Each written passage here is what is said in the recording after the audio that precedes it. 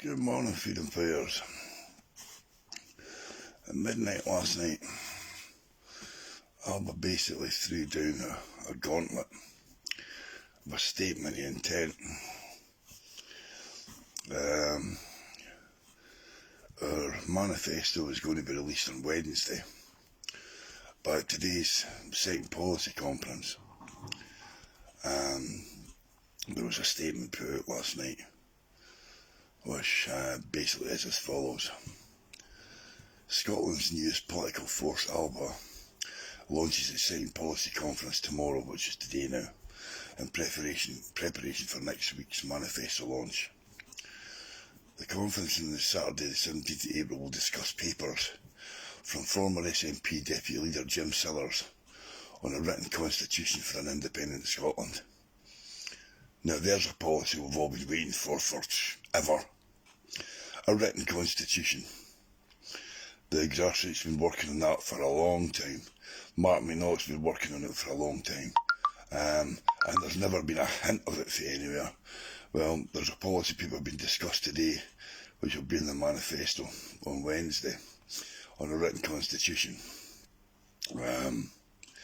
Corri Wilson is going to be doing one on pensions. So all you waspy women out there may well be somewhere for you to go with your vote. Because, well, other parties are offering free bikes for kids. You might actually be able to get some of the pension that you were due to get, you worked all your life for. Jim Walker, who's been quite quiet since his audition. Jim Walker is going to be doing something on currency. Jim Walker's an economist who's actually come from Hong Kong, from the Alexa group that he runs, to do this. Alex Salmond in Scotland and the world, and that's going to encompass the party's new European strategy. So you'll have noticed Alex did a press conference earlier on this week where he said that it'll take some time for the politics to get done, but we can't wait for time to get access to the markets. So expect to see something happening there very quickly. In addition, the conference will hear from ALBA candidate for the Highlands and Islands Craig Berry and ALBA candidate for Glasgow Ailsa Gray on energy and renewables policy. Something else that's very interesting as well, particularly as we say, move into building a new Scotland after the pandemic. It will be possible to go back to scratch and start again rather than building an old template of a 20th century fossil fuels economy. Among outside experts contributing to the conference is a paper for former Chief Medical Officer Sir Harry Burns on public health policy. The session is going to be led by Neil Hanvey, Alec Arthur and Margaret Lynch.